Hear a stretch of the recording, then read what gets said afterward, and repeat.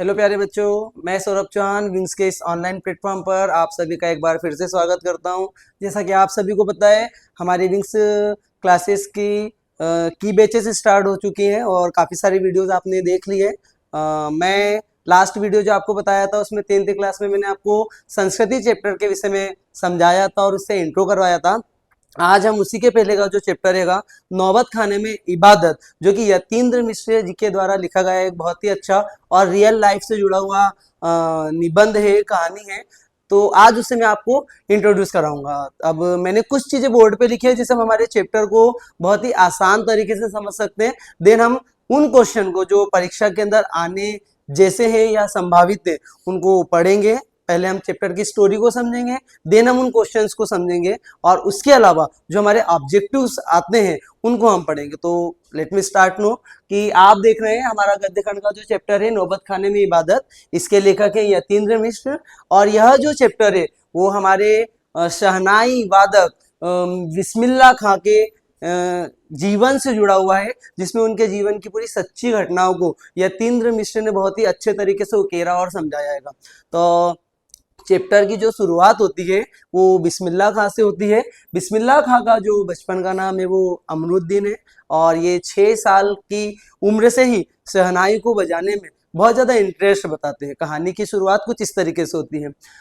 इसके अलावा जो बिस्मिल्लाह खां है, उनके जो मामा जान है, 2 मामा जान की चैप्टर के अंदर बात की गई है, जिसमें उनके लाड़ प्यार को और शहनाई बजाने वाले संदर्भ में बात कही गई है। कि चैप्टर की स्टोरी में दोस्तों हम थोड़ा सी आगे बढ़ते हैं तो हमको ये देखने को मिलता है, ये सुनने को मिलता है कि जो बिस्मिल्लाह खां है उनकी जो है 2 चीजों की ओर थोड़ा सा आकर्षण है या अट्रैक्शन है। वो है सबसे पहला जो गायिका है, 2 बहनें हैं, एक का नाम है रसूलन भाई और एक का नाम है बतूलन भाई।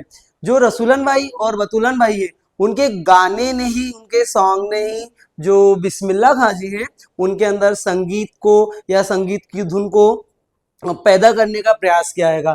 आगे जब हम चलते हैं तो बिस्मिल्लाह खां की जो मुलाकात है या जो चैप्टर में आगे की स्टोरी है वो कुलसुम हलवाई की कचौड़ियों से जुड़ी हुई है और साथ ही साथ अभिनेत्री सुलोचना से जुड़ी है। क्योंकि बिस्मिल्लाह खां को मूवीज को देखना या पिक्चर को देखने का बड़ा शौक था, तो जब वो जाते थे तो रास्ते में सबसे पहले कुलसुम हलवाई की दुकान पड़ती थी जहां पर वो शुद्ध देसी घी के अंदर कचौड़ियों को तलती थी। तो जब कचौड़ियों को तला जाता था तो वो खनखना कर जब ऊपर उठती थी तो वो जो आवाज थी वो एक मधुर संगीत की तरह बिस्मिल्लाह साहब को प्रतीत होती थी। और वहीं से उन्होंने ये सोचा कि हाँ भाई, किस प्रकार संगीत को एक प्रकार की धुन दी जा सकती है। तो इस प्रकार उनके जीवन के अंदर रसूलन भाई और बतूलन भाई का, साथ ही साथ कुलसुम हलवाई का बहुत प्रभाव दिखाया गया है।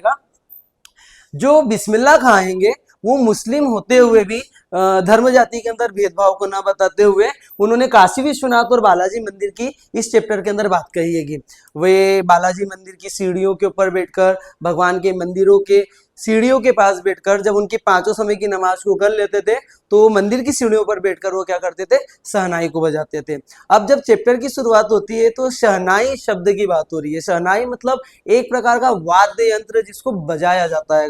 शहनाई आप लोगों ने सभी ने सुनी होगी, पुरानी मूवी के अंदर देखी होगी या कुछ लोगों के मुंह से कुछ थॉट सुने होंगे, भाई उसके बाद तो शहनाई बजने वाली है। दैट मीन्स जिस घर शादी होती है उस घर शहनाई बजाई जाती है। तो ये उसी शहनाई की बात है जो बिस्मिल्लाह खां के जीवन से जुड़ी है। चैप्टर के अंदर एक चीज और बताई गई है कि जो बिस्मिल्लाह खां है उन्होंने अपने जीवन के पूरे 90 वर्ष जो हैं वो शहनाई को या उस शहनाई के उस सरताज को दिए हैं। और साथ ही साथ उन्होंने पद्म भूषण और भारत रत्न जैसे बहुत अच्छे पुरस्कार को भी प्राप्त किया। ये चैप्टर के अंदर बताया गया है। हम चैप्टर की आगे की स्टोरी के अंदर बढ़ते हैं। तो जो हमारे बिस्मिल्लाह खां है उनका जो जन्म है वो क्या बोलते हैं, सोन नदी के किनारे डुमराव शहर के पास में स्थित गांव के अंतर्गत हुआ है। इसलिए डुमराव शहर जो है वो बहुत ज्यादा खास है क्योंकि वहां पे उनका बर्थ हुआ है। तो यहाँ से भी हमारे कुछ रिलेटेड क्वेश्चन है जो हमको पूछे जा सकते हैं। जैसे क्वेश्चन पूछा जा सकता है कि भाई डुमराव शहर क्यों प्रसिद्ध है या डुमराव के फेमस होने का क्या रीजन है। तो चूंकि बिहार के पास में सोन नदी है, सोन नदी के पास में एक गांव है उस गांव का नाम डुमराव है और उस डुमराव शहर के अंदर, गांव के अंदर सॉरी, बिस्मिल्लाह खां का बर्थ हुआ है, इसलिए वो फेमस है। अब हम स्टोरी के अंत में आते हैं। तो चूंकि जैसे मैंने आप लोगों को बताया, बिस्मिल्लाह खां ने अपने पूरे जीवन काल के अंदर 90 वर्ष तक शहनाई को अपना मतलब स्थान दियाएगा और अंत में 90 वर्ष के बाद 21 अगस्त सन 2006 को वो इस संसार से विदा ले गएंगे। तो इस प्रकार हमारी स्टोरी का या पार्ट का जो है दी एंड होता है। लेकिन यहाँ पे यतीन्द्र मिश्र जो हमारे पार्ट के लेखक है, उन्होंने उनकी बिस्मिल्लाह खां जी की पूरी बात को हूबहू वैसा ही बयान किया है जैसा हम उनके विषय में सुनते आए। तो इस स्टोरी से हमको काफी सारी सीख मिलती है और पार्ट हमको अच्छे से समझ में आता है कि यतीन्द्र मिश्र जो है वो बिस्मिल्लाह खां के विषय में क्या कहना चाहते हैं। तो अब मैं यहाँ पे आपको कुछ क्वेश्चंस के विषय में समझा देता हूँ कि क्वेश्चंस कैसे बनते हैं। पहले तो शॉर्ट क्वेश्चन आ सकते हैं, ऑब्जेक्टिव बन सकते हैं। तो पहला क्वेश्चन ये बन सकता है कि जो बिस्मिल्लाह खां है उनका बचपन का नाम क्या था। तो बिस्मिल्लाह खां का बचपन का नाम अमरुद्दीन था। 6 साल की उम्र से इनको शहनाई को बजाने का बहुत शौक था, क्योंकि इनके जो 2 मामा जान है वो भी और इनके जो फैमिली के जो मेंबर थे वो भी शहनाई से जुड़े हुए थे, तो इनका क्रेज था उसके प्रति। पहला क्वेश्चन है हमारे पास कि शहनाई की दुनिया में डुमराव को क्यों याद किया जाता है। डुमराव को याद करने के पीछे जो रीजन है वो ये है कि जो सबसे पहले तो जो शहनाई है उसको बजाने वाले जो सरताज है वो हैंगे बिस्मिल्लाह खां। उनका जन्म हुआ है कहाँ पे, डुमराव गांव के अंदर, इसलिए डुमराव को याद किया जाता है। सेकेंड क्वेश्चन पूछा है बिस्मिल्लाह खां को शहनाई की मंगल ध्वनि का नायक क्यों कहा जाता है। यहाँ पे क्वेश्चन जो पूछा है, तो सबसे पहले हमको क्वेश्चन को समझना बहुत जरूरी है, क्योंकि चैप्टर की जब हमको स्टोरी समझ में आती है तो हमको उसी को पढ़ते पढ़ते काफी सारे क्वेश्चन के आंसर क्लियर हो जाते हैं। लेकिन कुछ क्वेश्चन ऐसे होते हैं जब तक हम क्वेश्चन को नहीं समझेंगे तो हमको आंसर समझ में नहीं आएगा। तो मैं आपको फिर से रिपीट करता हूँ कि बिस्मिल्लाह खां को शहनाई की मंगल ध्वनि का नायक क्यों कहा जाता है। यहाँ पे एक शब्द तो ये पूछा है कि उनको नायक क्यों कहा जाता है, और किसका, शहनाई की मंगल ध्वनि का। चूंकि बिस्मिल्लाह खां जो थे उन्होंने अपने जीवन के पूरे 90 वर्ष तक शहनाई जो कि एक सुरों का ताज है उसको बजाया और उससे कंटिन्यू वो उससे जुड़े रहे।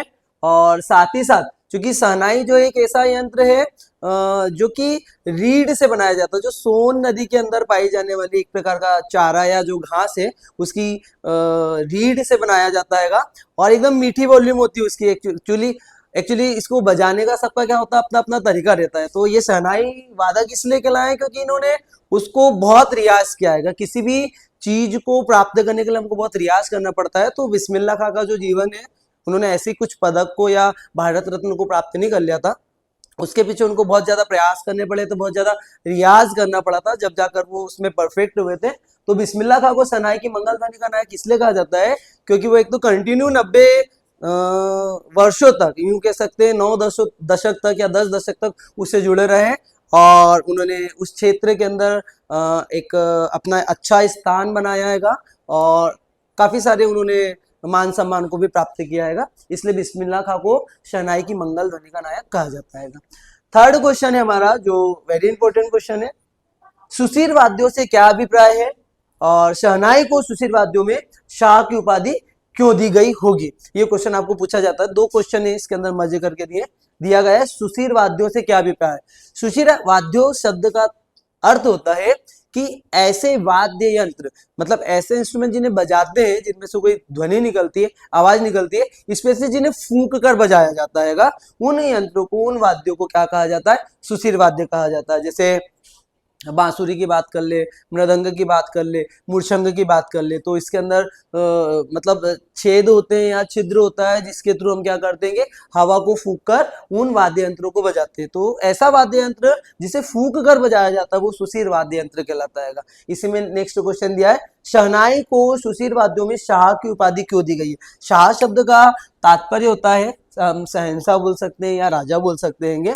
तो शहनाई मतलब जिस शहनाई या रीढ़ से बनी शहनाई को हम बजा रहे, उसे सुशीर वाद्यों में शाह की उपाधि क्यों दी गई है, क्योंकि इसकी जो आवाज होती है वो बहुत ज्यादा मधुर होती है, कर्णप्रिय होती है और सुनने में सामने वाले को बहुत आनंद आता है। इसी कारण शहनाई को सुशील वाद्यों में शाह की उपाधि दी गई है। दोस्तों यदि मेरा ये वीडियो आप लोगों को पसंद आया हो तो आप वीडियो को लाइक कीजिए, मेरे चैनल को सब्सक्राइब कीजिए। मिलते हैं नेक्स्ट वीडियो में। Thank you.